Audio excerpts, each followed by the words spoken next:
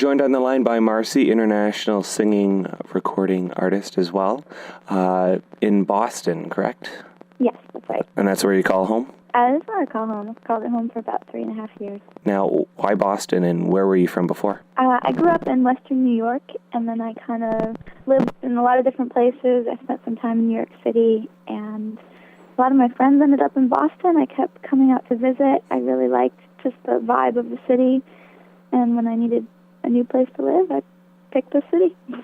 Now, you have your own recording studio there, do you? Yes. I realized that I needed to have a, consistent place to go and record any time of day or night whenever I felt inspired or in the mood, and so I decided to build up a studio right in my apartment. It's not especially complicated. I used the M box and a microphone and a computer and a little area that can be kind of isolated from the rest of the apartment, and it's good to go. Now, there's been a lot on the plate this summer. Keep coming out with new releases. What's just come out? I guess my most recent release is Red Forest with Default, which is the second track off the EP that I've done with him, which is on System Recordings.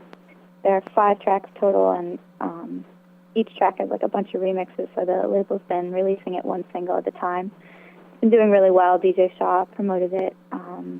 Matt Derry gave it a spin. Just like a bunch of DJs. It's got some nice reviews. I had a new track come out with me on stereo called Poses, which is sort of a sexy house track. Stay With Me came out with Vadim Solovyat, and the Mike Foyle remix was the one that hit #1 on Beatport Trance. So kind of like a whole bunch of different stuff with different people and different genres. Now, do you get a chance to meet some of these artists and producers that you've had a chance to work with or remix? For example, I had Mike come play my 400th radio show here a couple months ago. Cool. Fantastic guy. I remember. I do get to meet some of them when I travel. I've been to Denmark. I've worked in person with Ben Boarding, and I've been to Scotland and worked with Default.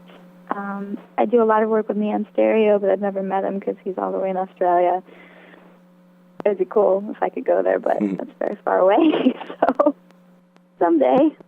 Now, do you do a lot of work with people in studio, or is it mostly, you find something that you're going to work on and you do your work there and send your vocals over?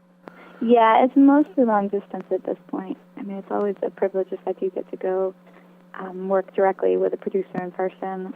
I did that recently in New York City, and that was great. It's this big fancy studio in Times Square, and it's a lot of fun and very productive, but it's just not possible all the time. Now, what is it you have coming out in the next little while? I have a couple new tracks coming with Yamin, who's also known as Benya. I've got some more music with Default. Oh, my track with Eddie Sender just came out, too. Please Forgive. I did a track with White Liner and a track with Ronnie K. If you had a chance to work with someone that you haven't, who would you like to work with? Oh, my gosh. There's so many people. I don't know, I just think there's a lot of amazing new talent kind of coming through the ranks that I sort of would love to collaborate with. And then, there's the people that have been around a while, Armin Van Buren, of course, and DJ Shaw. I'd like to do another track with him. Tidy, I'm really interested in his work right now. John Creamer, I was just talking with him about doing some vocals, so hopefully that'll come through. What do you prefer to sing yourself, style-wise? I mean, I know you from house and trance and so forth. Do you get into the rock? You mentioned you did a bit of more, I guess, commercial dance-based stuff. Is there something that you really prefer and that you grew up with? I grew up with pop and rock, a little bit of musical theater. But I always have a soft spot for like top 40 and anything hooky and catchy, and I used to have a rock band for years I traveled with, so I love to sing that kind of stuff.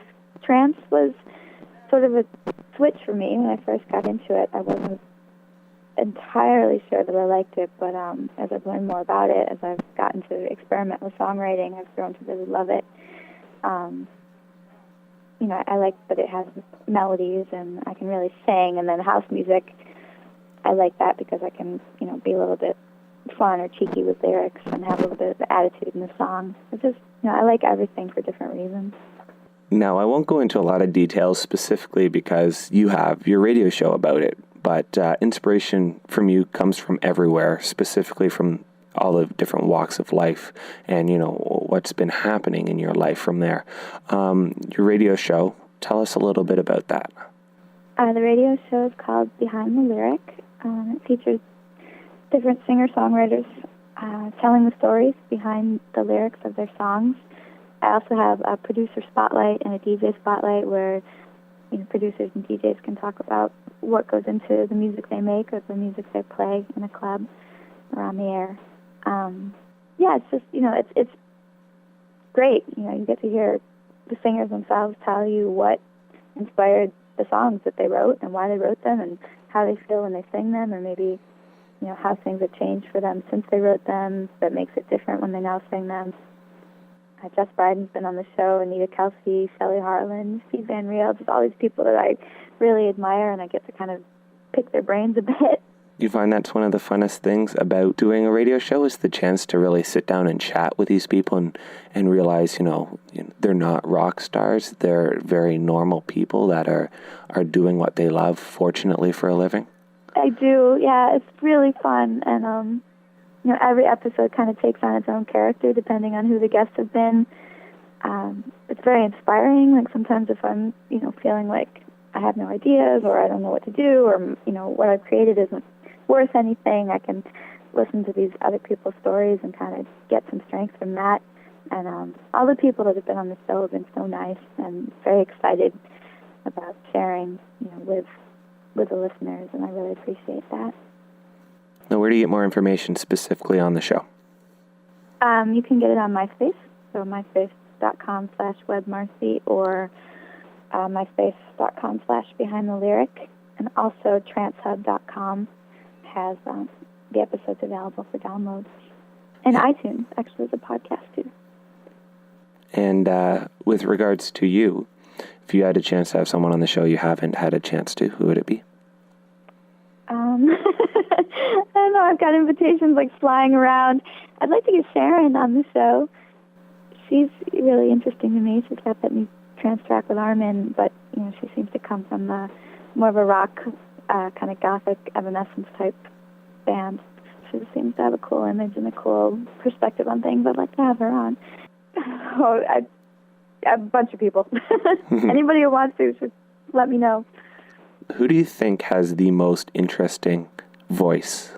Yeah, certain people have a character to their voice that makes them stand out. You hear them, it's them. Lissy, from Morgan Page and Lissy the Road. The very first time I heard that track, it gave me the chills.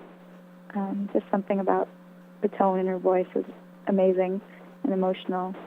Nadia Ali is the same way. I hear it and I just fall in love every single time. I don't know, as far as rock music and stuff, I like Gwen Stefani. Her voice is very distinctive and versatile. I like Avril Lavigne. I think she's evolved a lot and shown that she can do punk, or she can do something soft, or she can do, rock and really fun stuff or serious stuff. So. How long before we see, electronica idol? Oh, God. I don't know, but maybe I can be a judge. Exactly. That'd be really nice. I think that would be a lot of fun. That would be a lot of fun. It was your birthday weekend this past weekend.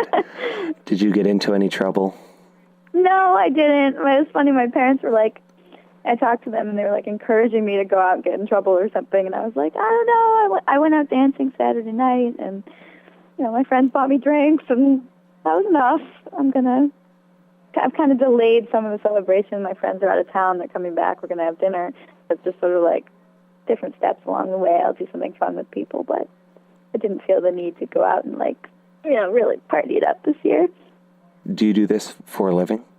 I consider it a full-time job, but it is not the full-time job that pays my bills, unfortunately. It pays some of the bills. But I also work as a nanny, which I love. I think in this day and age, you kind of have to have a job, a day job to support yourself. And so I try to do something that is fun and I really enjoy, and working with kids.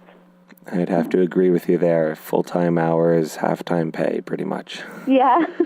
Yeah, it's the full-time day job, and then I come home and I do the full-time music thing, and, it can be tiring, but exactly what I want to be doing. So If you weren't doing this, what do you think you'd find yourself doing? more work with children. I studied psychology in school, and so I have a degree in that, and I think I would just have pursued that more heavily and probably gone on and gotten a PhD, so maybe be a teacher. Now, if someone wanted to get in touch with you, how would they do so? MySpace is always great, which is myspace.com/webmarcie. Yeah, you can feel free to drop me a message there, and I'm on Facebook. I don't think I'm that hard to find there. My website, webmarcie.com, there's a link to my email. Excellent. Well, thank you so much for your time. Thank you for having me. I appreciate it. Hey, this is Marcie, and you're listening to DJ Ants on Amplified Radio. Hey, this is Marcie, and this is my latest release on Amplified Radio.